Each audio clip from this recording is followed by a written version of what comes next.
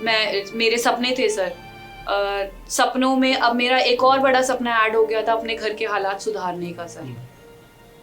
मैं कुछ करना चाहती थी, लेकिन इधर पिताजी बीमार थे, इधर फैमिली का एक प्रेशर था क्योंकि हमारे फैमिली में लड़कियों को घर से बाहर जाकर जॉब करने की इजाज़त नहीं थी, और ना ही हमारे फैमिली में ऐसा कोई था जो मेरे से पहले कोई लड़की ऐसी थी जो मेरे से पहले बाहर जाके किसी ने जॉब करी हो। तो बहुत चैलेंजिंग था मेरे लिए, मेरे परिवार के लिए मुझे बाहर भेजना, क्योंकि एज पर सोसाइटी, जो हमारी सोसाइटी में ऐसा रहता है सर व्यू कि अगर लड़की घर से बाहर जॉब करने जा रही है, दैट मीन्स उसके पिताजी या उसके जो बड़े भाई या फैमिली के जो बड़े हैं घर की जिम्मेदारी अच्छे से नहीं निभा पा रही है। हमारी सोसाइटी का एक मेंटालिटी है, आपको पता है।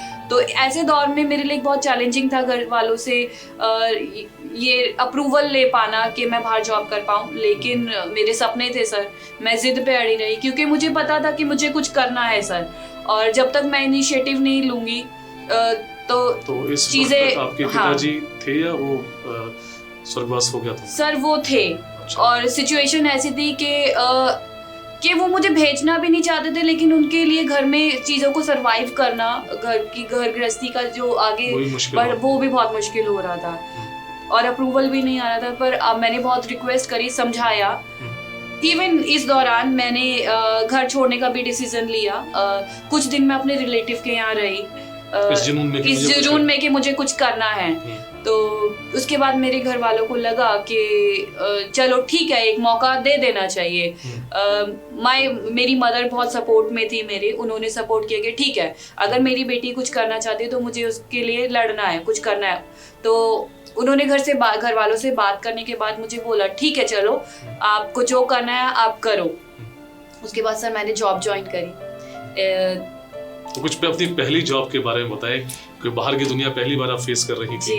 एक तो वैसे ही बाहर की दुनिया आपको पता है खा जाने वाली होती है, दूसरा नई जगह जाना और कॉन्फिडेंस लेवल जो होता है वो बहुत डूबा सा होता है। जी बिल्कुल बिल्कुल सर, आपने जो बात बोली कॉन्फिडेंस लेवल, सर ये कॉन्फिडेंस लेवल तो मेरे अंदर था ही नहीं उस टाइम पे। अच्छा। सिर्फ था तो सामने कि मुझे कुछ करना है, मुझे अपने घर के हालात सुधारने हैं सर।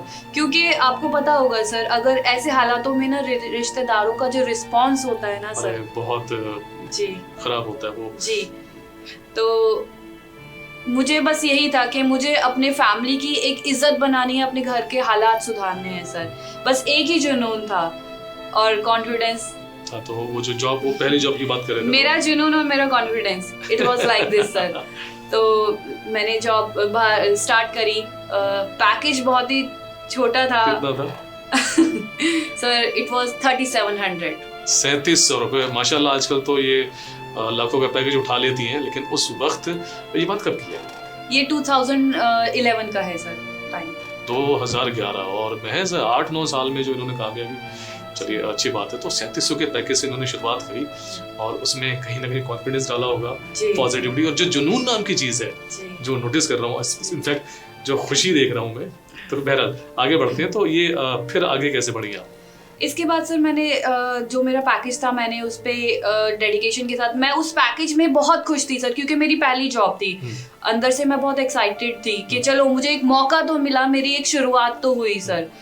फिर काम करते करते मुझे और भी अपॉर्चुनिटी आई सामने, मैंने उनको ऑप्ट किया।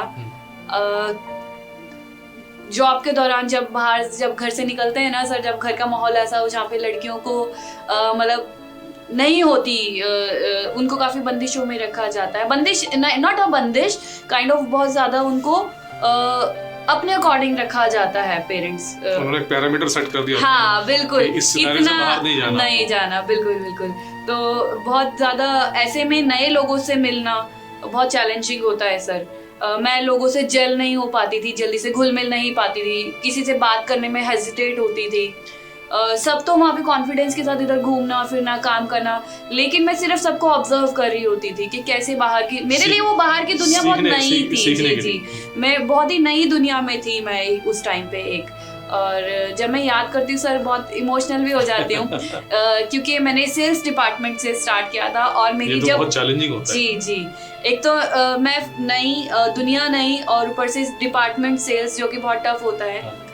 जब हम काम करते हैं तो क्लाइंट का रिस्पॉन्स भी बहुत रूड भी आते हैं, सॉफ्ट भी आते हैं, हर तरीके का रिस्पॉन्स होता है। तो मुझे आज भी याद है सर, जब मेरी पहली सेल्स क्रैक हुई थी, जब मेरा पहला डील मेटलाइज हुआ था, मैं आई वॉज स्टार्टेड क्राइंग। अच्छा। जी। तो मेरे जो मेंटोर थे उस वक्त, वो ही वाज सरप्राइज कि इसका डील हुआ है, इसका पहला सेल्स क्रैक हुआ है and why she is crying. But मैं उस टाइम पे नहीं अपनी फीलिंग्स को कंट्रोल कर पा रही थी, क्योंकि मेरे लिए वो पहली बाहर निकल के एक पहली छोटी सी अचीवमेंट थी।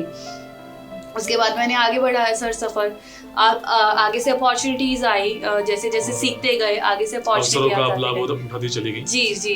तो अब ये जो आपने अभी 8-9 साल में जो आज अच्छे मकाम पे हैं, अपना आपने बड़ा घर ले लिया है, अच्छी खासी गाड़ी ले ली है, परिवार बहुत अच्छा है, हस्बैंड बहुत अच्छे मिले हैं, तो इन 9 सालों में स्टेप बाय स्टेप कम लफ्जों में आप हमें ये बताएं कि आपने क्या क्या सीखा जी। सीखा क्या क्या, ताकि जो आपको देख रहे हैं, जो सुन रहे हैं, वो इस चीज को एज ए लेसन के तौर पे लें। जी सर, सीखा जो सबसे पहले मैं बताना चाहूंगी कि अगर आप कुछ करना चाहते हो ना, सोचो मत सर, कर डालो। और अपने डिसीजन पे आपको करना है तो आप, कोई आपके साथ है या नहीं है, आप खड़े रहो अपने डिसीजन पे। आपको मेहनत करने से पीछे मत हटो, और अपना मतलब स्टेप पे अगर आपने स्टैंड ले लिया तो कोई आपका स्टैंड लेने नहीं आएगा। आपको अपना स्टैंड खुद ही लेना पड़ेगा, खुद ही आपको अपनी लड़ाई अकेले लड़नी पड़ेगी। हाँ, पर जब आप सक्सेस हो जाएंगे तो काफिला बहुत लंबा होगा पीछे, लेकिन आपको शुरू आपको अकेले ही करना पड़ेगा। तो ये आपके 9 साल का निचोड़ है कि आपको शुरुआत अकेले करनी पड़ेगी, लड़ाई भी आपको खुद लड़नी पड़ेगी, और साथ साथ आपको ये भी ध्यान रखना पड़ेगा कि भाई कहाँ से कैसे अवसर नहीं मिल रहे। एक चीज और मैं सर यहाँ पे बताना चाहूंगी कि जब आप आगे बढ़ते हो ना, जब आपके अंदर तरक्की दिखती है, आपके परिवार में तरक्की दिखती है, तो प्लीज बी रेडी कि क्रिटिसिज्म बहुत आने वाला है। उन्हीं लोगों में से जिनके बीच में आप रह रहे हो, आपके रिलेटिव की तरफ से, आपके सोसाइटी वालों की तरफ से। तो इस चीज के लिए बिल्कुल प्रिपेयर रहना बहुत जरूरी है, क्योंकि जब आप नहीं कुछ करते ना तो कोई कुछ नहीं होता, सब कुछ नॉर्मल चलता है। लेकिन जब आप कुछ करने लगते हो, आगे बढ़ने लगते हो, तो जो क्रिटिसिज्म आना स्टार्ट होता है उसको फेस करना बहुत ज़्यादा चैलेंजिंग होता है, और आपको करना है, क्योंकि बिना criticism no success without criticism. इसमें एक लफ्ज मैं और ऐड कर दूंगा कि भाई कहीं ना कहीं जब मैंने भी as an anchor, host, public speaker, personality development शुरुआत की थी, तो क्रिटिसिज्म तो मिलता है, लेकिन साथ साथ डिमोटिवेट करने वाले लोग बहुत मिलते हैं कि भाई इस फील्ड को छोड़ दे, ये फील्ड अच्छी नहीं है, क्यों कर रही है, ये सब चीजें आती हैं। तो यहाँ आपको, जैसे कि आपने बताया कि अपना स्टैंड खुद ही लेना पड़ता है। तो अमनप्रीत, चलते चलते उन सभी लड़कियों के लिए, अच्छा मैं वो दौर तो भूल ही गया कि जब आपके पिताजी इस दुनिया को छोड़ के चले गए, तो उस वक्त क्या संघर्ष था या संघर्ष से आप निकल चुकी थी? संघर्ष था सर। उस टाइम पे भी घर की हालत, क्योंकि ट्रीटमेंट में काफ़ी खर्चा हो चुका था। मैंने बताया कि मेरी जो मम्मी है, उनकी ज्वेलरी तक भी उनको बेचनी पड़ गई थी। तो संघर्ष तो उस दौरान हम कर ही रहे थे। तो मेरा सवाल यहाँ पे आता है कि तो क्या फिर आपने घर के मुखिया का रोल निभाया पिता की जगह? सिचुएशन तो बहुत टफ थी जी, क्योंकि जो मेरे दिमाग में जो बात आती है। जी सर, मुखिया का रोल तो कहना ये बहुत बड़ी बात हो जाएगी। आई डोंट थिंक सो कि मैं कभी वो रोल निभा भी पाऊँ। लेकिन हाँ, मैंने उस दौरान मेरे भाई को अपनी जॉब छोड़नी पड़ गई। जब मैंने स्टेप ले लिया तो मेरे को फैमिली ने भी पूरी तरीके से सपोर्ट किया। मेरे भाई ने की स्टडीज़ छूट गई, लेकिन उन्होंने मेरी स्टडीज, माहौल ऐसा था कि हो सकता था कि मुझे भी अपनी स्टडीज छोड़नी पड़ जाए, लेकिन मेरे भाई ने उस टाइम पे डिसीजन लिया कि नहीं, मैं मेल हूँ और मैं तो जैसे तैसे अपनी लाइफ मैनेज कर लूँगा, पर उसको दूसरे घर भी जाना है, तो उसका अपने पैरों पे खड़ा होना बहुत ज़्यादा ज़रूरी है। तो उसने मुझे काफ़ी सपोर्ट किया, तो उसने पढ़ाई छोड़ दी, लेकिन उसने मेरी पढ़ाई कंटिन्यू रखी। मैं तो आपके भाई साहब को सैल्यूट कहना चाहूँगा कि भाई ऐसे भाई सबको मिले। तो मनप्रीत, चलते चलते उन सभी लड़कियों के लिए जो आप जैसे दौर में संघर्ष कर रही हैं, या उन सभी माँ बाप के लिए जो उन लड़कियों को आगे जाने से रोक देते हैं या एक ठहराव पे लाके खड़ा कर देते हैं, उन दोनों के लिए आप क्या सलाह और सबक देना चाहोगे? सर मैं सबसे पहले तो पेरेंट्स से कहना चाहूँगी क्योंकि हमारी सोसाइटी में पढ़ाने के बाद एक ही जिम्मेदारी पेरेंट्स को लगती है कि अब इसकी शादी कर दो, अब इसको एक अच्छे घर में भेज दो, अच्छा लड़का देखकर इसकी शादी कर दो। पर सर मैं एक ही चीज़ कहना चाहूँगी, जब तक आपकी लड़की इस मुकाम पे अपने पैरों पे खड़ी ना हो जाए तो प्लीज़ इस डिसीजन पहले आपका डिसीजन हो जाए कि उसको कुछ बनाओ, कुछ पढ़ाओ लिखाओ अपने पैरों पे, क्योंकि आपको भी पता है एक सेल्फ डिपेंड लड़की की इन लॉज में रिस्पेक्ट अलग होती है और एक जो घर में होम मेकर होती है उनकी रिस्पेक्ट और उनकी जगह फैमिली में अलग। ये मेरा पर्सनल एक्सपीरियंस है, I don't know about other, लेकिन मेरा खुद का पर्सनल एक्सपीरियंस है कि अगर आपकी लड़की सेल्फ डिपेंड है ना तो उसकी आगे की लाइफ बहुत ज़्यादा ईजी हो जाएगी, उसकी भी ईजी हो जाएगी और जिस फैमिली में वो जा रही है उनकी भी लाइफ काफ़ी ईजी हो जाएगी। तो बजाय लड़की को पढ़ाकर सीधा शादी कर देने के लिए प्लीज़ उसको थोड़ा सा समय दें कुछ करने का, कुछ बनने का। अगर उसके कुछ सपने हैं तो प्लीज़ आप उसको सपोर्ट करें और उसको ना रोकें, बस आप उसको सही और गलत का रास्ता बताएं और उसको इस काबिल बनाएं कि वो अपना सही और गलत चुन सके और उसको उसके ड्रीम जो उसके सपने हैं उसको फॉलो करने दें और उसे पूरी तरीके से सपोर्ट करें। और उन लड़कियों के लिए क्या कहना चाहोगे जो इस सिचुएशन में घिरी पड़ी हैं और मानसिक और सामाजिक दबाव उनके सर पे है? उनके लिए बस मैं एक ही चीज़ कहना चाहूँगी कि जो सोचा है उसको फॉलो करो। अगर आपका पैशन है और आपके फैमिली वाले आपके पैशन को देखेंगे तो वो ज़रूर फॉलो आपको आपके सपनों को करने देंगे।